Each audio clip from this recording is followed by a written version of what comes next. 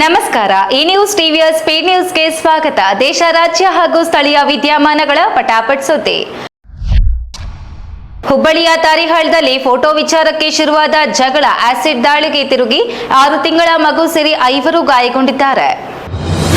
ಹುಬ್ಬಳ್ಳಿಯಲ್ಲಿ ವ್ಯಕ್ತಿಯೋರ್ವ ಕ್ಷುಲ್ಲಕ ಕಾರಣಕ್ಕೆ 6 ತಿಂಗಳ ಮಗು ಸೇರಿ 5 ಮೇಲೆ ಆಸಿಡ್ ದಾಳಿ ನಡೆಸಿರುವ ಆಘಾತಕಾರಿ ಘಟನೆ ಹುಬ್ಬಳ್ಳಿಯ ತಾರಿಹಾಳದ ವಾಜಪೇಯಿ ನಗರದಲ್ಲಿ ನಡೆದಿದೆ. ನಾದಿನಿಯರ ಫೋಟೋ ತೆಗೆದ ವಿಚಾರಕ್ಕೆ ಆರಂಭವಾದ ಜಗಳ ವಿಕೋಪಕ್ಕೆ ಹೋದ ಪರಿಣಾಮ ಸುರೇಶ್ ಎಂಬಾತ ಕುಟುಂಬದ 5 ಮೇಲೆ ಆಸಿಡ್ ದಾಳಿ ನಡೆಸಿರುವ ಆರೋಪ ಕೇಳಿಬಂದಿದೆ. ಘಟನೆಯಲ್ಲಿ 6 ತಿಂಗಳ ಮಗುವಿನ ಮುಖ, ಬಾಯಿಗೂ ಆಸಿಡ್ ತಗುಲಿದ್ದು 24 ವರ್ಷದ ರಾಜೇಶ್ವರಿ ಅನ್ನೋರ ಸ್ಥಿತಿ ಚಿಂತಾಜನಕವಾಗಿದೆ. ಶಿವಮೊಗ್ಗ ಜಿಲ್ಲೆಯ ಸೊರಬ ತಾಲೂಕಿನ ಕೊರಕೋಡು ಕ್ರಾಸ್ ಬಳಿ ಮದುವೆ ದಿಬ್ಬಣ ಸಾಗಿಸುತ್ತಿದ್ದ ಖಾಸಗಿ ಬಸ್ ಪಲ್ಟಿಯಾಗಿ 3 ಗಂಭೀರವಾಗಿ ಗಾಯಗೊಂಡಿದ್ದಾರೆ. ಶಿವಮೊಗ್ಗದಲ್ಲಿ ಕೆರೆಯ ಏರಿ ಮೇಲೆ ಮದುವೆ ದಿಬ್ಬಣದ ಬಸ್ ಪಲ್ಟಿಯಾಗಿರುವ ಘಟನೆ ಸೊರಬ ತಾಲೂಕಿನ ಕೊರಕೋಡು ಕ್ರಾಸ್ ಬಳಿ ನಡೆದಿದೆ. ಸಿದ್ದಾಪುರದಿಂದ ಹಾನಗಲ್ನಲ್ಲಿ ನಡೆಯುತ್ತಿದ್ದ ವಿವಾಹ ಸಂಭ್ರಮಕ್ಕೆ ತೆರಳುತ್ತಿದ್ದ ಖಾಸಗಿ ಬಸ್ ಆನವಟ್ಟಿ ಸೊರಬ ಮಾರ್ಗವಾಗಿ ಸಂಚರಿಸುವ ವೇಳೆ ಅಪಘಾತಕ್ಕೀಡಾಗಿದೆ. ಕೆರೆ ಏರಿಯ ತಿರುವಿನಲ್ಲಿ ಚಾಲಕನ ನಿಯಂತ್ರಣ ತಪ್ಪಿ ಮೋರಿಗೆ ಮಗುಚಿ ಬಿದ್ದಿದೆ. ಅದೃಷ್ಟವಶಾತ್ ದೊಡ್ಡ ಅನಾಹುತ ತಪ್ಪಿದ್ದು ಘಟನೆಯಲ್ಲಿ 3 ಗಂಭೀರ ಗಾಯಗೊಂಡಿದ್ದಾರೆ. ಬಸ್ನಲ್ಲಿ ಸುಮಾರು 50 ಮಂದಿ ಪ್ರಯಾಣಿಕರಿದ್ದರು ಎನ್ನಲಾಗಿದ್ದು ಗಾಯಾಳುಗಳನ್ನು ತಾಲೂಕಿನ ಸರ್ಕಾರಿ ಆಸ್ಪತ್ರೆಗೆ ದಾಖಲಿಸಿ ಚಿಕಿತ್ಸೆ ನೀಡಲಾಗುತ್ತಿದೆ. ಬೆಳಗಾವಿ ಜಿಲ್ಲೆಯಲ್ಲಿ ಪ್ರಿಯಕರನ ಜೊತೆ ಜೀವನ ನಡೆಸಲು ಮಹಿಳೆಯೊಬ್ಬಳು ಪತಿಯ ಮನೆಗೆ ಕನ್ನ ಹಾಕಿದ ಪ್ರಕರಣ ಬೆಳಕಿಗೆ ಬಂದಿದ್ದು ಇಬ್ಬರನ್ನು ಪೊಲೀಸರು ಬಂಧಿಸಿದ್ದಾರೆ. ಬೆಳಗಾವಿ ಜಿಲ್ಲೆಯಲ್ಲಿ ಸಿನಿಮಾ ಮಾದರಿಯ ಘಟನೆಯೊಂದು ನಡೆದಿದ್ದು ಮಹಿಳೆಯೊಬ್ಬಳು ಪ್ರಿಯಕರನ ಜೊತೆ ಜೀವನ ನಡೆಸಲು ಪತಿಯ ಮನೆಗೆ ಕನ್ನ ಹಾಕಿದ ಘಟನೆ ಬೆಳಕಿಗೆ ಬಂದಿದೆ. ಪ್ರಕರಣದ ಹಿನ್ನೆಲೆ ಮಹಿಳೆ ಮತ್ತು ಆಕೆಯ ಪ್ರಿಯಕರನನ್ನ ಕಟಕೊಳ್ಳ ಪೊಲೀಸರು ಬಂಧಿಸಿದ್ದು ವಿಚಾರಣೆಗೊಳಪಡಿಸಿದ್ದಾರೆ. ದಾವಣಗೆರೆ ಜಿಲ್ಲೆಯ ಹೊನ್ನಾಳಿ ತಾಲೂಕಿನ ತುಂಗಭದ್ರಾ ನದಿಯಲ್ಲಿ ಬೃಹತ್ ಗಾತ್ರದ ಮೊಸಳಿ ಕಾಣಿಸಿಕೊಂಡಿದ್ದು ಗ್ರಾಮಸ್ಥರಲ್ಲಿ ಆತಂಕ ಮನೆ ಮಾಡಿದೆ. ದಾವಣಗೆರೆ ಜಿಲ್ಲೆಯ ಹೊನ್ನಾಳಿ ತಾಲೂಕಿನ ಸಾಸ್ವಿಹಳ್ಳಿಯ ರಾಂಪುರ ಗ್ರಾಮದ ಬಳಿ ತುಂಗಭದ್ರಾ ನದಿಯಲ್ಲಿ ಬೃಹತ್ ಗಾತ್ರದ ಮೊಸಳೆಯೊಂದು ಕಾಣಿಸಿಕೊಂಡು ಆತಂಕ ಸೃಷ್ಟಿಸಿದೆ. ನದಿಯ ದಡದಲ್ಲಿ ಮೊಸಳೆ ಸುತ್ತಾಡುತ್ತಿರುವ ದೃಶ್ಯಗಳನ್ನು ಸ್ಥಳೀಯರು ಮೊಬೈಲ್ನಲ್ಲಿ ಸೆರೆ ಹಿಡಿದಿದ್ದಾರೆ. ನಿತ್ಯ ಸ್ನಾನ ಹಾಗೂ ಬಟ್ಟೆ ಒಗೆಯಲು ನದಿಗೆ ಬರುವ ಗ್ರಾಮಸ್ಥರು ಮತ್ತು ಜಾನುವಾರುಗಳಿಗೆ ಈಗ ಪ್ರಾಣ ಭಯ ಶುರುವಾಗಿದೆ. ಇದೇ ಪ್ರದೇಶದಲ್ಲಿ ಮರಳು ಗಣಿಗಾರಿಕೆಯು ನಡೀತಾ ಇದ್ದು ಕೂಡಲೇ ಅರಣ್ಯ ಇಲಾಖಾಧಿಕಾರಿಗಳು ಸ್ಥಳಕ್ಕೆ ಬಂದು ಮೊಸಳೆಯನ್ನ ಸೆರೆ ಹಿಡಿದು ಬೇರೆಡೆಗೆ ಸ್ಥಳಾಂತರಿಸಬೇಕು ಅಂತ ಗ್ರಾಮಸ್ಥರು ಆಗ್ರಹಿಸಿದ್ದಾರೆ.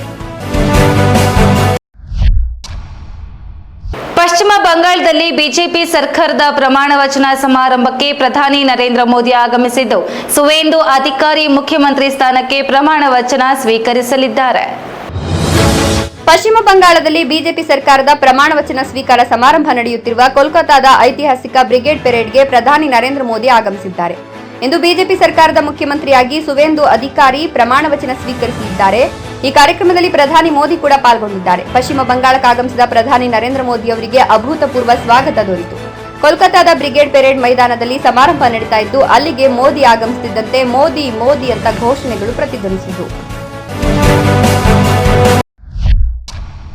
ಕಡಬ ತಾಲೂಕಿನ ಗುಂಡ್ಯಾಹೊಳೆಯ ಡ್ಯಾಂ ಬಳಿ ಸ್ನಾನಕ್ಕೆ ಇಳಿದ 2 ವಿದ್ಯಾರ್ಥಿನಿಯರು ನೀರಿನಲ್ಲಿ ಮುಳುಗಿ ಮೃತಪಟ್ಟಿದ್ದಾರೆ.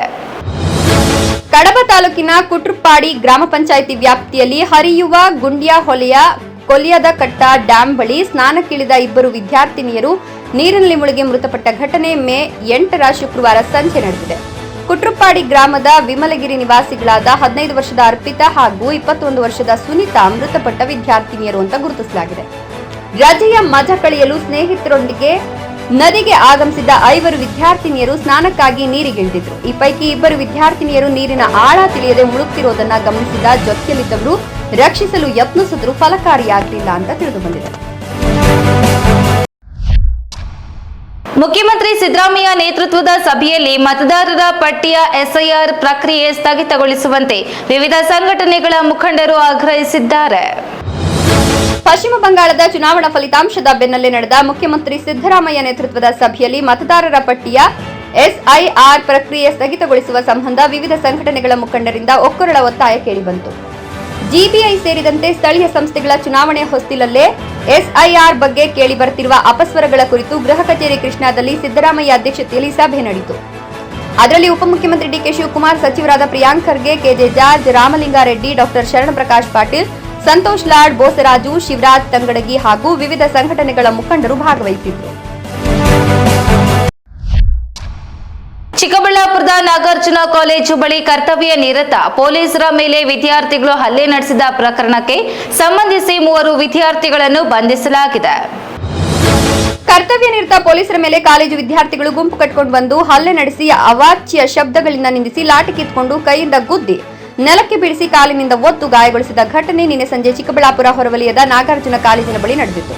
ಆ ಗಲಭೆಗೆ ಸಂಬಂಧಿಸಿದಂತೆ 10 ವಿದ್ಯಾರ್ಥಿಗಳ ಮೇಲೆ ದೂರು ದಾಖಲಿಸಲಾಗಿದ್ದು, ಅವರ ಪೈಕಿ 3 ವಿದ್ಯಾರ್ಥಿಗಳನ್ನು ಅರೆಸ್ಟ್ ಮಾಡಲಾಗಿದ್ದು, ಉಳಿದವರ ತಲಾಸೆ ಮಾಡಲಾಗುತ್ತಿದೆ. ಚಿಕ್ಕಬಳ್ಳಾಪುರ ರಾಷ್ಟ್ರೀಯ ಹೆದ್ದಾರಿಯಲ್ಲಿ ಪೇಂಟ್ ಡಬ್ಬಿ ಸಾಗಿಸುತ್ತಿದ್ದ ಕ್ಯಾಂಟರ್ ಪಲ್ಟಿಯಾಗಿ ಲಕ್ಷಾಂತರ ಮೌಲ್ಯದ ಪೇಂಟ್ ರಸ್ತೆ ಮೇಲೆ ಚಲಾಪಿಲಿಯಾಗಿದೆ. ಖಾಸಗಿ ಟ್ರೇಡರ್ಸ್ ಅಂಗಡಿಗೆ ಪೇಂಟ್ಸ್ ಡಬ್ಬಗಳು ಸಾಗಿಸುತ್ತಿದ್ದ ಕ್ಯಾಂಟರ್ ರಸ್ತೆ ಡಿವೈಡರ್ಗೆ ಡಿಕ್ಕಿ ಹೊಡೆದು ರಸ್ತೆಗೆ ಬಿದ್ದು 2 ಪಲ್ಟಿ ಹೊಡೆದ ಘಟನೆ ನಗರದ ಹೊರವಲಯದ ರಾಷ್ಟ್ರೀಯ ಹೆದ್ದಾರಿ 64ರ ಡಿವೈನ್ ಸಿಟಿ ಹತ್ತಿರ ನಡೆದಿದೆ. ಮಂಚೇನಹಳ್ಳಿ ಟೋಲ್ ಗೇಟ್ ಬಳಿಯಿಂದ ಚಿಕ್ಕಬಳ್ಳಾಪುರ ನಗರದ ರಾಘವೇಂದ್ರ ಟ್ರೇಡರ್ಸ್ಗೆ ಸಾಗಾಟ ಮಾಡುತ್ತಿದ್ದ ಸುಮಾರು 10 ಲಕ್ಷ ಬೆಲೆ ಬಾಳುವ ಪೇಂಟ್ಸ್ ರಸ್ತೆಗೆ ಉರುಳಿ ಇಡೀ ರಸ್ತೆ ವೈಟ್ ಪೇಂಟ್ ಗೋಡೆಯಂತಾಗಿದೆ. ಅಪಘಾತ ನಡೆದ ಸ್ಥಳದಿಂದ ಚಾಲಕ ಪರಾರಿಯಾಗಿದ್ದು, ಅದೇ ವಾಹನದಲ್ಲಿದ್ದ ಮಾಲೀಕ ನಂದನ್ ಮತ್ತು ಪೇಂಟ್ ಡೆಲಿವರಿ ಕಾರ್ಮಿಕನಿಗೆ ಸಣ್ಣ ಪುಟ್ಟ ಗಾಯಗಳಾಗಿದ್ದು, ಇಬ್ಬರು ಕೂಡ ಜಿಲ್ಲಾಸ್ಪತ್ರೆಯಲ್ಲಿ ಚಿಕಿತ್ಸೆ ಪಡೆದಿದ್ದಾರೆ. ತುಮಕೂರು ಜಿಲ್ಲೆಯ ಕುಣಿಗಲ್ ತಾಲೂಕಿನ ಹೊನ್ನೇನಹಳ್ಳಿ ಬಳಿ ಲಾರಿಗೆ ಕಾರು ಡಿಕ್ಕಿ ಹೊಡೆದು ಆಲ್ಟೋ ಕಾರಿನಲ್ಲಿ ಇದ್ದ 4 ಸ್ಥಳದಲ್ಲೇ ಮೃತಪಟ್ಟಿದ್ದಾರೆ. ಲಾರಿಗೆ ಕಾರು ಡಿಕ್ಕಿ ಹೊಡೆದ ಪರಿಣಾಮ ಆಲ್ಟೋ ಕಾರಿನಲ್ಲಿದ್ದ 4 ಸ್ಥಳದಲ್ಲೇ ದಾರುಣವಾಗಿ ಮೃತಪಟ್ಟಿರುವ ಘಟನೆ ತುಮಕೂರು ಜಿಲ್ಲೆ ಕುಣಿಗಲ್ ತಾಲೂಕಿನ ಹೊನ್ನೇನಹಳ್ಳಿ ಬಳಿ ನಡೆದಿದೆ. ಗೊಬ್ಬರ ತುಂಬಿದ ಲಾರಿಗೆ ಡಿಕ್ಕಿ ಹೊಡೆದ ರಭಸಕ್ಕೆ ಆಲ್ಟೋ ಕಾರು ಛಿದ್ರವಾಗಿದೆ. ಕಾರು ಚಾಲಕ ಸೇರಿದಂತೆ ಮಂಡ್ಯ ಮೂಲದ 4 ಸ್ಥಳದಲ್ಲಿ ಮೃತಪಟ್ಟಿದ್ದಾರೆ. ಕಾರಿನಲ್ಲಿದ್ದ ಕುಮಾರಸ್ವಾಮಿ, ಗಾಯತ್ರಿ ಸೇರಿದಂತೆ 4 ದುರ್ಮರಣ ಹೊಂದಿದ್ದು, ಘಟನಾ ಸ್ಥಳಕ್ಕೆ ಕುಣಿಗಲ್ ಠಾಣೆ ಪೊಲೀಸರು ಭೇಟಿ ನೀಡಿ ಪರಿಶೀಲನೆ ನಡೆಸಿದ್ದಾರೆ. ಈ ನ್ಯೂಸ್ ಟಿವಿಯ ಸ್ಪೀಡ್ ನ್ಯೂಸ್ ಜೊತೆಗೆ ತಪ್ಪದೆ ವೀಕ್ಷಿಸಿ. ಈ ನ್ಯೂಸ್ ಟಿವಿಯ ಮುಖ್ಯ ಸಂಚಿಕೆ ರಾತ್ರಿ 8:30ಕ್ಕೆ.